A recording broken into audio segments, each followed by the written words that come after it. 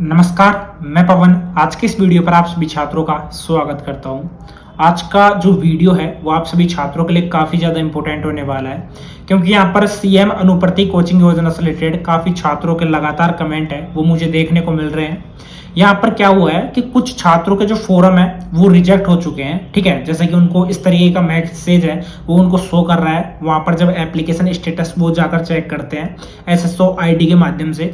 तो अब आपको आगे है वो क्या करना होगा वो बिल्कुल आपको मैं क्लियर करूंगा। साथ ही में जिन छात्रों के अप्रूव्ड बाय डीएलओ शो कर रहा है तो उनका आगे का जो प्रोसेस है वो क्या रहेगा। उसी के बाद में किन छात्रों को जो फाइनल सिलेक्टेड बाय एडमिन है वो शो होगा वो भी आपको इस वीडियो के माध्यम से बिल्कुल क्लियर करूंगा। साथ ही में जो आपके लिए लिस्ट है वो मैंने एक तरीके से डाउनलोड है वो कर ली है, जिसमें कि आपको क्लियर हो जाएगा जैसे कि यूपीएससी में एसटी में कितने पद है, साथ में एससी में कितने पद खाली है, ठीक है। और साथ में आपको पता है जैसे कि 500 पदों पर एक तरीके से लिस्ट है, जैसे 500 स्टूडेंट्स हैं उनकी लिस्ट एक साथ जारी हुई है और उनमें से ओनली जो 200 स्टूडेंट है उनको लेना है, ठीक है। यानी कि जो विभाग है विभाग वालों को ओनली जो 200 स्टूडेंट है उनको ही वहां पर लेना है और 200 ही सीट वहां पर है और 500 की लिस्ट है वो जारी कर दी है। तो उसमें सीधा सा ये रहेगा कि आपको जो फॉर्म है वो आपका रिजेक्टेड होगा, कुछ छात्रों के रिजेक्टेड होंगे, कुछ छात्र जो वहां पर है वो एक तरीके से डायरेक्ट एडमिशन है वो नहीं ले पाएंगे। तो इस वजह से काफी छात्रों को यहाँ पर अटैक्स है वो किया जाएगा। अब सबसे जो बड़ा पॉइंट है कि जिनके फॉर्म में रिजेक्टेड शो कर रहा है तो उनको आपको आगे जाकर है वो क्या करना होगा वो भी आपको मैं बिल्कुल क्लियर करूंगा, ठीक है। सबसे पहले अप्रूव्ड बाय डीएलओ, ठीक है। इस तरीके का अगर आपके पास में मैसेज शो कर रहा है तो आपको मैं बता दूं अप्रूव्ड बाय डीएलओ है वो आपका जो अप्रैल का फर्स्ट वीक है या मार्च का जो लास्ट वीक है, ठीक है, लास्ट डेट तक आपका ये अप्रूव्ड बाय डीएलओ है वो आपके पास में सो जाएगा, ठीक है। फिलहाल आपका शॉर्ट लिस्टेड है तो ठीक है। इसमें देखो 4 प्रोसेस रहती है, जैसे कि मैं अच्छी तरीके से आपको क्लियर कर देता हूं। फर्स्ट जो प्रोसेस आपका रहता है वो रहता है एप्लीकेशन सेव एज ड्राफ्ट है। सेकंड जो पॉइंट रहता है वो रहता है सबमिटेड, ठीक है। थर्ड जो पॉइंट रहता है वो रहता है शॉर्ट लिस्टेड, यानी कि अगर आपका फॉर्म सबमिटेड है उसके बाद में आगे का जो प्रोसेस रहेगा वो शॉर्ट लिस्टेड का रहेगा। उसके बाद में शॉर्ट लिस्टेड के बाद में नेक्स्ट जो प्रोसेस रहेगा वो रहेगा अप्रूव्ड बाय डीएलओ का, ठीक है। जब आपका अप्रूव्ड बाय डीएलओ हो जाएगा उसके बाद में रहेगा फाइनल सिलेक्टेड बाय एडमिन। अगर ये ऑप्शन आपका एप्लीकेशन स्टेटस में शो जाता है तो इसका मतलब ये है कि जिस दिन आपको ये ऑप्शन है वो आपको शो होता है, ये मैसेज आपको शो होता है, उसके तकरीबन 30 दिन के अंडर आपको किसी भी एक तरीके से जो कोचिंग है उसमें जाकर आपको एडमिशन है वो लेना होगा। एडमिशन का प्रोसेस बिल्कुल सिंपल रहता है, वहां पर आपको एक फॉर्म है वो भरना पड़ेगा, साथ में जो डॉक्यूमेंट्स है आधार है, मूल निवास है, जाति प्रमाण पत्र है, आय प्रमाण पत्र है, जन आधार कार्ड है, ठीक है, 2 पासपोर्ट साइज फोटो है, ये सब कुछ आपको वहां पर वेरिफिकेशन है वो करवाना होगा। अब काफी छात्रों के यहाँ पर डाउट रहते हैं कि जैसे कि मैं जो कोचिंग है वो किस तरीके से चेंज कर सकता हूं। तो बिल्कुल आप कोचिंग है वो चेंज कर सकते हो, लेकिन शॉर्ट लिस्टेड में नहीं चेंज कर सकते, सबमिटेड में नहीं, कॉलेज वो कोचिंग है वो चेंज नहीं कर सकते। कोचिंग आप तभी चेंज कर पाओगे जब आपका फाइनल सिलेक्टेड बाय एडमिन है वो शो करेगा और उसी के बाद में वहां पर आपको ऑप्शन मिलेगा इंस्टीट्यूट चेंज का, ठीक है। चेंज इंस्टीट्यूट का आपको ऑप्शन मिलेगा तो वहां से आप जो कोचिंग है वो चेंज कर पाओगे। उसी के बाद में जिनके फोरम में अगर रिजेक्टेड शो कर रहा है, ठीक है, इस तरीके का मैसेज आपके पास में शो कर रहा है तो आपको क्या करना होगा।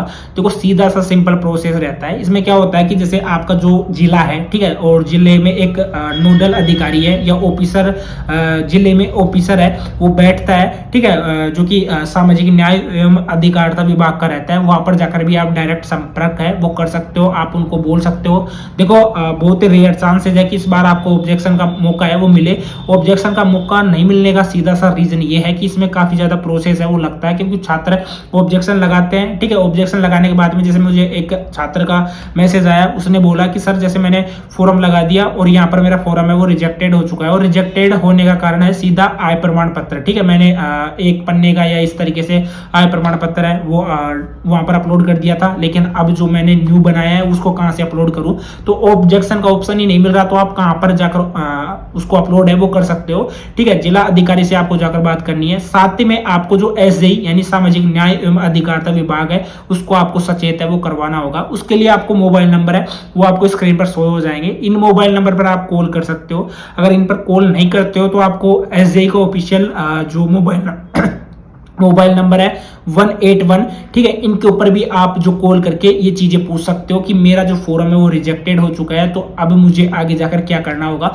कंप्लीट जानकारी आपको वहां से देखने को मिल जाएगी, ठीक है। अब ये चीजें मैंने आपको अच्छी तरीके से है वो क्लियर कर दी है। उसी के बाद में सबसे ज्यादा जो प्रॉब्लम रहती है वो बैंक अकाउंट में भी रहती है, ठीक है। बैंक अकाउंट का मैं आपको क्लियर कर देता हूं। अगर आपका खुद का बैंक अकाउंट है या आपका किसी, जैसे आप मान लीजिए आपकी मदर के साथ में आपका अकाउंट है वो ज्वाइंट में है, तो भी कोई प्रॉब्लम नहीं है। लेकिन अगर उनका पर्टिकुलर उनका खुद का सेपरेट अकाउंट है या आपके फादर का सेपरेट अकाउंट है, उसको वहां पर आपने अगर लगा रखा है, तो आपको प्रॉब्लम है वो हो सकती है। प्रॉब्लम सीधा सा ये रहेगा कि आपका जो फॉर्म है वो आपका डायरेक्ट रिजेक्टेड है, वो कर दिया जाएगा। सामाजिक न्याय एवं अधिकारिता विभाग से डायरेक्ट आपका फॉर्म है वो रिजेक्ट है, वो हो जाएगा। अब जो लिस्ट है कि किस कैटेगरी में कितनी सीटें खाली है, वो यहाँ पर आप स्क्रीन पर भी देख सकते हो। ये लिस्ट मैं आपको टेलीग्राम पर ऑलरेडी डाल चुका हूँ। काफी छात्र क्या करते हैं कि वीडियोज देखते हैं, लेकिन मैं उनको बोलता हूँ कि टेलीग्राम को आपको ज्वाइन करना है, टेलीग्राम को ज्वाइन है वो नहीं कर पाते हैं। आपको मैं बोल रहा हूँ फिर से कि टेलीग्राम को आपको तुरंत है वो ज्वाइन है वो कर लेना है। टेलीग्राम का लिंक आपको डिस्क्रिप्शन बॉक्स में भी मिल जाएगा, साथ में जो कमेंट बॉक्स है नीचे उस कमेंट बॉक्स में भी मैंने पिन कर रखा है। तो एक बार टेलीग्राम पर जाकर आप ये चीजें हैं वो अच्छे तरीके से देख पाओगे, ठीक है। अब उसी के बाद में कोचिंग का मैंने आपको क्लियर कर दिया है कि कोचिंग आपको मार्च के बाद में मिलना है, वो स्टार्ट हो जाएगी, यानी कि अप्रैल से मिलना है वो स्टार्ट हो जाएगी जब आपका फाइनल सिलेक्टेड बाय एडमिन है वो शो करेगा। टोटल 30,000 सीटें हैं और 30,000 सीटों का डिवाइडेशन है किस तरीके से किया गया है वो मैंने उस लिस्ट में डाल रखा है, जो कि मैंने अभी आपको हाल ही में स्क्रीन पर दिखाया है, ठीक है। वैसे ये लिस्ट आपको टेलीग्राम पर मिल जाएगी, वहां से जाकर आप देख सकते हो। जिनके फॉर्म में अभी सबमिटेड शो कर रहा है तो आपको शॉर्ट लिस्टेड का वेट करना है। जिनके शॉर्ट लिस्टेड शो कर रहा है उनको अप्रूव्ड बाय डीएलओ है उसका वेट करना होगा। देखो जिनके अप्रूव्ड बाय डीएलओ शो कर रहा है तो उसका सीधा से ये मतलब है कि जो विभाग का जो अधिकारी रहेगा, ठीक है, जो कि जिला डिस्ट्रिक्ट में बैठता है, उसके द्वारा आपका फॉर्म है वो चेक किया जाएगा। डॉक्यूमेंट्स अच्छी तरीके से प्रॉपर चेक किए जाएंगे। अगर किसी भी चीज में कोई भी दिक्कत आती है डायरेक्ट आपका जो फॉर्म है वो रिजेक्ट है वो किया जा रहा है, ठीक है। इस तरीके से जो स्टूडेंट है उनको निकला जाएगा। जैसे मैंने आपको फर्स्ट में बताया था कि 500 की तो जैसे लिस्ट जारी कर दी है और 500 में लिस्ट जारी करने के बाद में 200 सीट ही टोटल है, तो 300 स्टूडेंट्स को कैसे निकालेंगे, इस तरीके से निकालेंगे, ठीक है। सिंपल प्रोसेस रहता है, ज्यादा कुछ इसमें समझने की जरूरत नहीं है। सीधा सा ये है कि आपका कोई भी डॉक्यूमेंट्स में अगर कुछ भी फॉल्ट मिलता है तो डायरेक्ट आपको वहां से बाहर है वो निकाल दिया जाएगा। उसी के बाद में आपको मैं बता दूं कि यहाँ पर टोटल 30,000 सीटें हैं वो रहने वाली है। साथ ही में आपका जो एफिडेविट है, ठीक है, शपथ प्रमाण पत्र है, प्रमाण पत्र है, इनको आपको बनवा लेना है। ये चीजें मैंने आपको अच्छी तरीके से ऑलरेडी आपको मैंने क्लियर की थी। साथ ही में ध्यान रखना कि जो इसकी लिस्ट है फाइनल लिस्ट है, अब वो डिपेंड करता है। देखो फाइनल लिस्ट भी अगर जारी नहीं होती है, अगर आपको फाइनल सिलेक्टेड बाय एडमिन का शो कर रहा है तो वहां पर आप किसी भी कोचिंग में जाकर एडमिशन है वो ले सकते हो। यहाँ पर प्रॉपर नहीं है कि जो आपको कोचिंग शो कर रही है उसी में आप जाओ, क्योंकि कोचिंग में क्या रहती है सीटें खाली रहती है, ठीक है। अगर जैसे मैं आपकी कोचिंग में जा रहा हूँ, जैसे उत्कर्ष कोचिंग है, ठीक है, उसमें मैं जा रहा हूँ, ठीक है, तो वहां पर जो उत्कर्ष के जो भी अधिकारी रहते हैं वो मेरा एडमिशन है वो ले लेंगे, क्योंकि अगर वहाँ उनके पास में सीटें खाली है तो वो एडमिशन है वो ले लेंगे, कोई दिक्कत है उसमें नहीं रहती है। काफी बार होता है ऐसा, जैसे मैंने लास्ट वीडियो में क्लियर किया था, आप अलवर के स्टूडेंट हो और आप जयपुर में रह रहे हो, ठीक है, और आपको जो कोचिंग लेनी है वो अलवर में ही लेनी है और आपने जयपुर की कोचिंग है वो वहां पर अप्लाई कर दी है, तो आप अलवर में जाकर जो कोचिंग है उनमें भी आप एडमिशन है वो ले सकते हो। बिल्कुल इस तरीके से सिंपल प्रोसेस है वो रहता है।